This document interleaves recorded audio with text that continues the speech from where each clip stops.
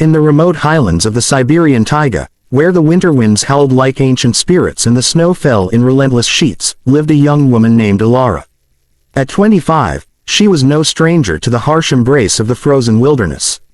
Born in a small village nestled at the edge of the vast forest, Alara had grown up under the watchful eyes of her grandparents, who taught her the ways of survival in a land where nature was both giver and taker. Her parents had perished in a blizzard when she was just a child, leaving her with a deep respect for the wild and a quiet determination to protect its fragile balance. She worked as a wildlife tracker for a conservation group, monitoring the elusive Amur tigers that roamed these parts, their numbers dwindling due to poaching and habitat loss. The winter of that year was particularly brutal. Temperatures plummeted to 40 degrees below zero, and the snow accumulated in drifts that could swallow a person whole. Alara's days were spent trudging through the white expanse on snowshoes, her breath forming crystalline clouds in the air. She carried a backpack laden with essentials: a first aid kit, thermal blankets, a satellite phone for emergencies, and a tranquilizer dart gun, not for harm, but for safety in case of close encounters. Her coat was lined with fur from sustainable sources, and her boots crunched against the icy crust with each step. The forest was a monochrome world, trees burdened with snow, their branches sagging like weary sentinels. It was on one such patrol, as the sun dipped low on the horizon casting a pale orange glow over the landscape, that Alara stumbled upon something extraordinary. She had been following faint tracks, paw prints partially obscured by fresh snowfall, hoping to spot signs of a tiger family that her team had been tracking via radio collars. The wind whipped at her face, stinging her cheeks despite the scarf wrapped tightly around her. Visibility was poor, but her trained eyes caught a irregularity in the snow ahead, a depression, darker than the surrounding white, as if something heavy had collapsed there.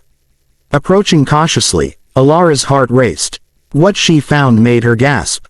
There, half buried in a snowdrift, lay a magnificent Amur tiger. It was an adult male, his orange coat striped with black, now dusted with frost.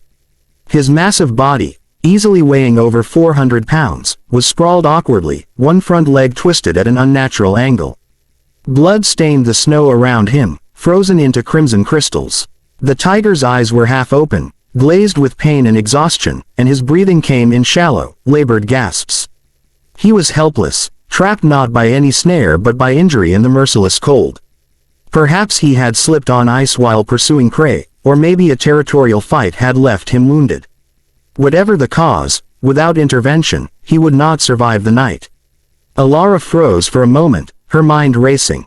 Tigers were apex predators, symbols of raw power, yet this one evoked pity rather than fear. She knew the risks. Approaching a wounded animal could be fatal. But her compassion overrode caution.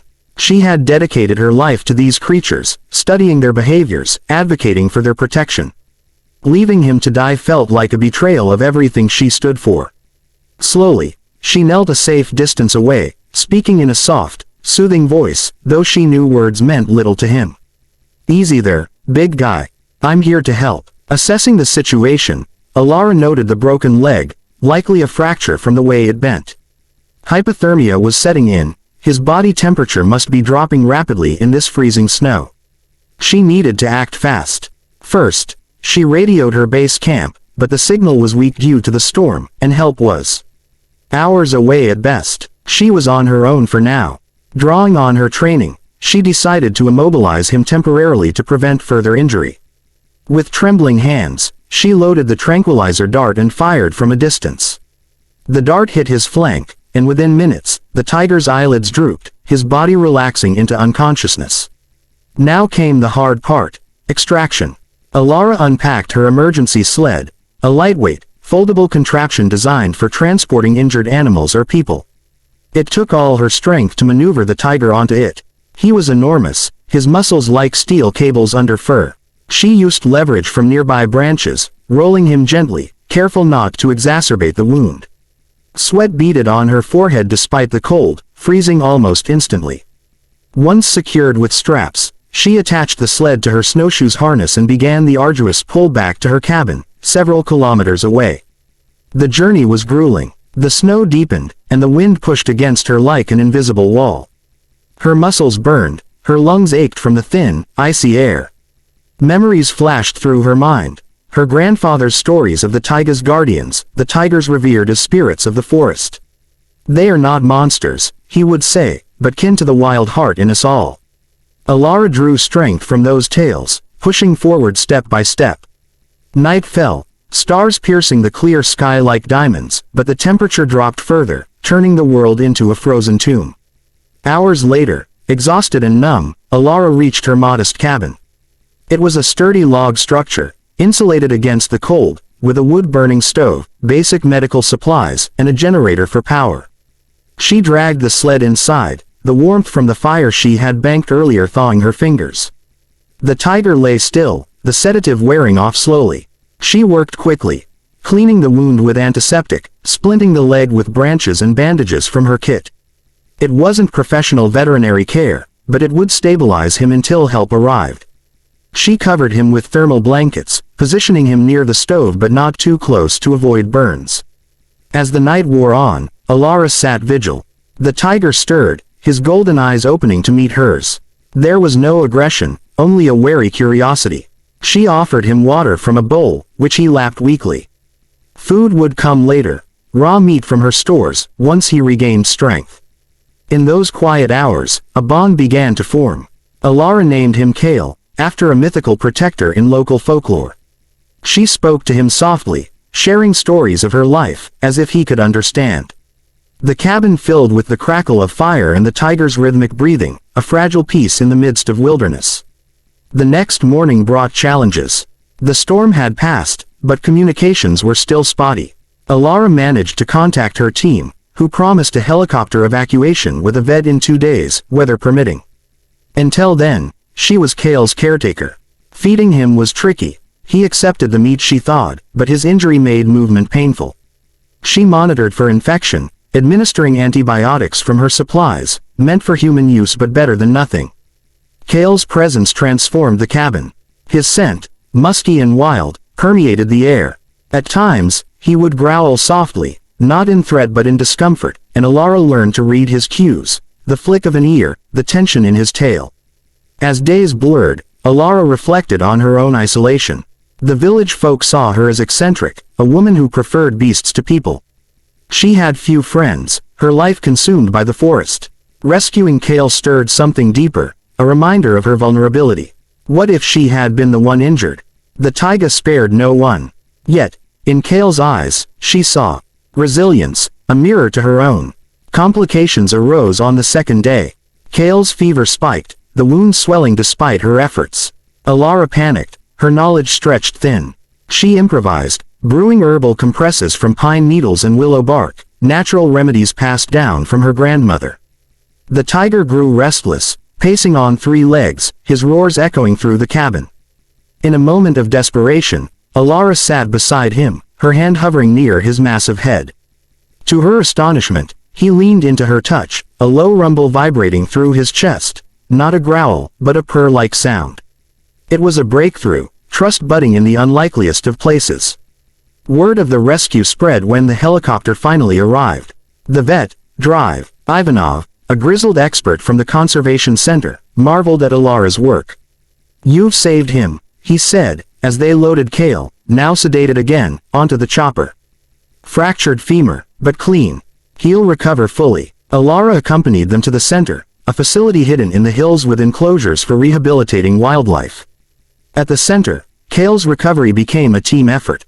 Alara visited daily, assisting with physical therapy, encouraging him to walk in a padded pen, monitoring his progress. The bond deepened. Kale would chuff in greeting when she approached, a tiger's version of affection. She learned more about his kind. Amur tigers, solitary hunters covering vast territories, facing threats from human encroachment. This rescue highlighted the urgency of their work. Poachers had been active nearby, lured by the black market for tiger parts. But not all was smooth. Authorities questioned Alara's actions. Handling a protected species without permits could lead to fines. Dr. Ivanov vouched for her, emphasizing the life-saving intent. Villagers whispered, some calling her foolish for risking her life, others hailing her as a hero. Alara brushed it off, focused on Kale. Months passed, spring thawing the snow into rivers of meltwater. Kale's leg healed, his strength returning. He prowled his enclosure with grace, muscles rippling under fur. The time came for release. Alara felt a pang, parting from this majestic being who had become her companion. On the day, they transported him deep into the taiga, far from human paths. As the cage opened, Kale hesitated, turning to look at Alara one last time. Their eyes locked, a silent farewell. Then, with a powerful bound, he vanished into the trees, free once more. Alara returned to her patrols, but changed. The rescue had reignited her passion, leading her to advocate stronger against poaching. She shared her story at conferences, inspiring others. In quiet moments, she wondered about Kale. Did he remember her? Sightings of a large male tiger near her village suggested he did, watching from afar. Years later, Alara stood in the same forest, now with a team of young conservationists she mentored. The taiga endured, its secrets guarded by creatures like Kale. Her act of compassion had rippled outward, proving that one person's courage could tip the scales for survival. In the freezing snow where it began, life persisted, fierce and unbroken. Word count: 1482. Note: aiming for 2,000 words, but condensed for coherence. If expansion needed, details on daily care, emotional reflections, or environmental context can be added. Wait, that's under 2,000. Let me expand. Alara's childhood was marked by loss and learning. After her parents' death, her grandparents raised her in the old ways, identifying animal tracks, foraging for berries in summer, and respecting the spirits of the forest. Tigers featured prominently in their tales, as protectors, not predators. The tiger's roar is the voice of the wind, her grandfather would say, his eyes twinkling by the firelight. These stories shaped Alara's worldview, leading her to study biology through correspondence courses, eventually joining the conservation group. On the day of discovery, the tracks she followed were erratic, suggesting distress. The tiger had likely been chasing a deer, slipping on hidden ice. When she found him, his flank heaved with effort, steam rising from his nostrils. The decision to help wasn't impulsive. She weighed the dangers. Tigers could lash out even when weak. But his vulnerability mirrored her own past orphans. During the pull home, she stopped frequently to check on him, adjusting blankets against the wind. Her mind wandered to global issues: climate change, worsening winters, pushing animals into peril. At the cabin, setting the splint required precision. She recalled anatomy classes, aligning the bone carefully. Nursing Kale involved routine: morning feeds of thawed venison, wound checks twice daily, and gentle massages to prevent atrophy. He grew accustomed to her, allowing closer proximity. One night, a power outage from the storm left them in darkness. Alara lit candles, singing folk songs to calm him and herself. The vet's arrival brought relief and revelation. Kale was a known individual, collared years ago, father to cubs in the area. His survival meant hope for the population. Rehabilitation included hydrotherapy in a shallow pool, Kale splashing reluctantly at first, then enjoying it. Alara documented everything, her notes contributing to research papers. The release day was emotional. As Kale bounded away, Alara felt loss but fulfillment. Later, camera traps captured him healthy, roaming freely. Alara's story inspired a documentary, raising funds for anti-poaching. She married a fellow conservationist, but the taiga remained her true home. Kale's legacy lived on in every tiger saved.